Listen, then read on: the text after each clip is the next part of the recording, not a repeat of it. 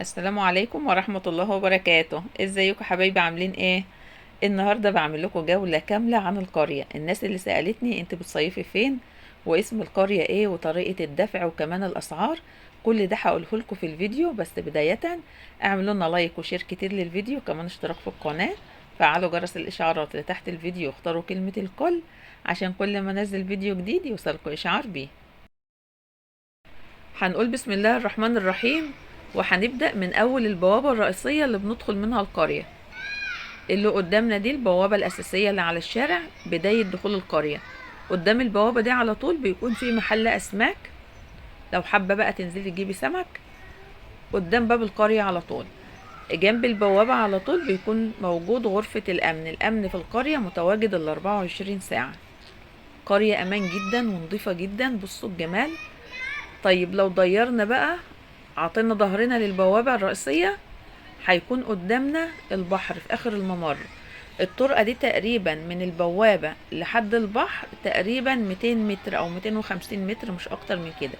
يعني البحر متواجد جوه القرية، ودي من أحلى الميزات اللي موجودة في القرية. طبعا كان في فيديوهين قبل كده كنت مصورة لكم الشقة بالتفصيل، وكنت كمان مصورة لكم الحفلة اللي اتعملت على البسين. ده كده حمام السباحة، بيكون موجود 2 حمام سباحة، واحد للأطفال، الحمام التاني بيكون للكبار عشان بيكون غويط جدا، بيكون موجود عليه رقابة كمان عشان مفيش طفل يغلط وينزل فيه. بصوا بقى الجمال، انا هنا كنت بصور لكم بالظبط 8:30 الصبح. طيب مواعيد حمام السباحة بتبدأ من 9 الصبح ل 12 مساء. هما كانوا قايلين لنا من 9 ل9، بس الكام يوم اللي احنا قعدناهم كان حمام السباحة اخره الساعة 12 بالليل. بصوا بقى الجمال، بصوا المية وجمالها ولونها، بصوا النظافة اللي موجودة في القرية. شايفين؟ بصوا الأرض كأنك قاعدة في الشقة بالظبط، نظيفة جدا. بصوا كمان الزرع والمنظر. طبعا كل دي كده شاليهات، فيها كمان شاليهات خاصة هوريها لكم دلوقتي، يعني مش للإيجار. بصوا احنا كده عطينا كده بقى ظهرنا للبوابة الرئيسية لمدخل القرية، وتعالوا بقى كده لما نروح على البحر. بصوا بقى الشاليهات الخاصة دي بتكون اصحابها، يعني اكتر اصحابها بيكونوا متواجدين برا مصر، بيجوا بس اللي هو شهر بتاع يعني اجازة الصيف بس، بيقضوا فيها مثلا شهر ولا حاجة، فترة الاجازة بتاعة الصيف بس، وبتتقفل، يعني مش للايجار.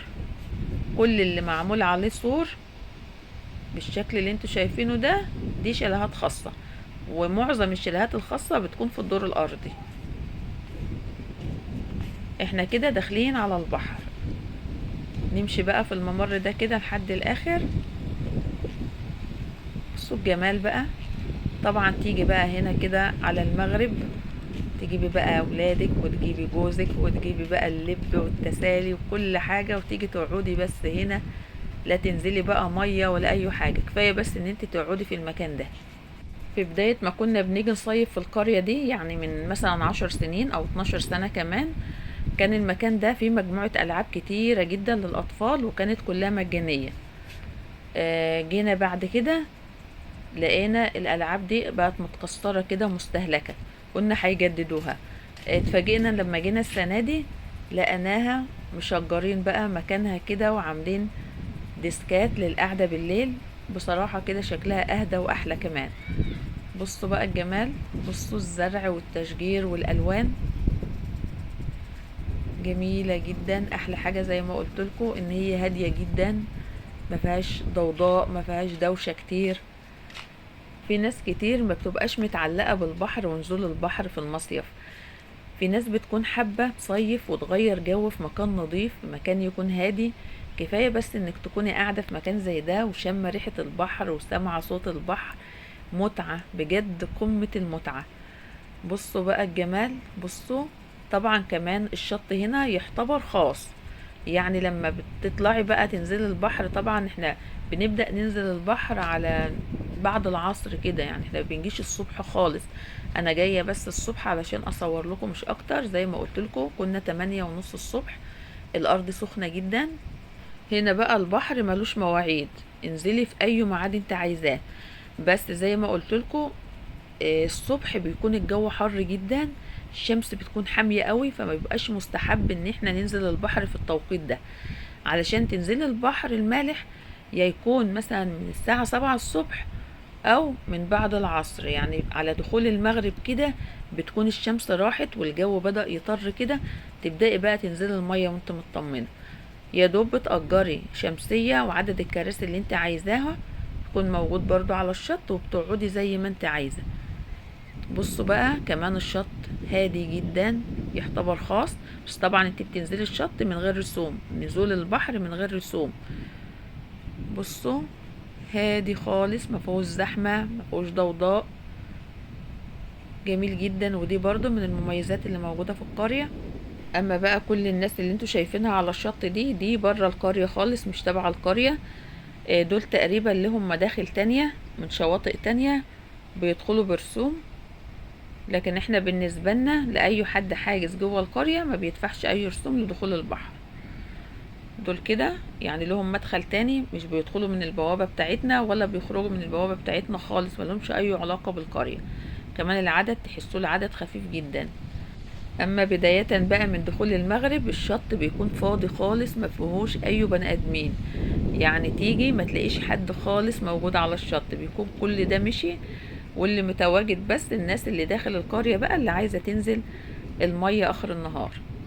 بالنسبة برضو للبسين لحمامات السباحة، ممكن لو مش هتأجري شاليه في القرية، يعني لو حابة ان انت تقضي بس يوم وتمشي ما تباتيش، بتدفعي رسوم لنزول البسين بس.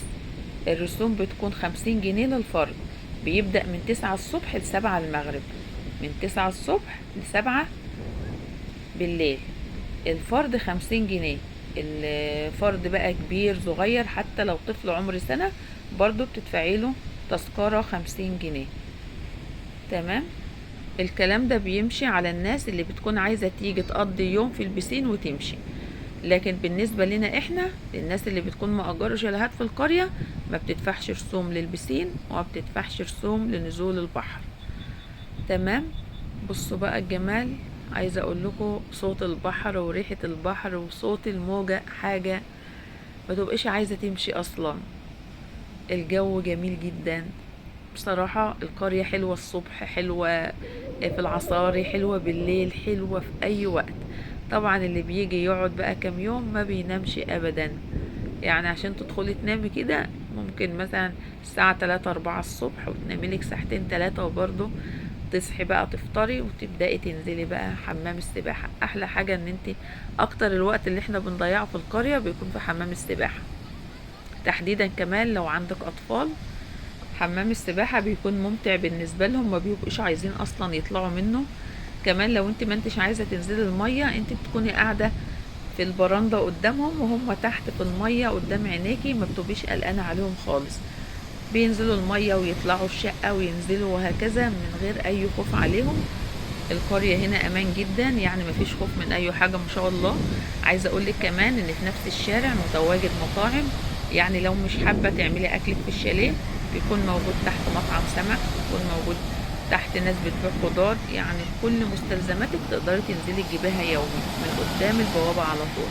تعالوا بقى لما اقول لكم احنا فين بالتحديد، اقول لكم كمان اسم القرية، وهسيب لكم في اول تعليق مثبت رقم تليفون للتواصل مع الشخص اللي بيحجز في القرية.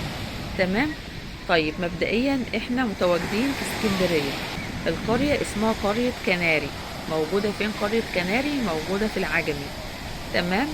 اما عن الاسعار فانا مش هقدر اقول الاسعار في الفيديو، اللي حابب يعرف الاسعار يتواصل معايا على الواتس وانا هقول لك كل التفاصيل. الواتس بتاعي او رقم تليفون الواتس متواجد على لمحة، وممكن اسيبه لكم كمان في صندوق الوصف وفي اول تعليق مثبت. عايزاكم كمان تشوفوا الفيديوهين اللي قبل كده، فيديو تصوير شقة المصيف والفيديو التاني لحفلة السوريين على حمام السباحة، هيعجبكم جدا. بس كده وصلنا لنهاية الفيديو، اتمنى الفيديو يكون عجبكم. ما تنسوش تسيبوا لي تعليق حلو زيكم، تقولوا لي ايه رأيكم في المنظر الجميل اللي انتم شايفينه، وكمان تعملوا لي لايك وكمان شير كتير للفيديو. هسيبكم في امان الله، والسلام عليكم ورحمة الله وبركاته. مع السلامة.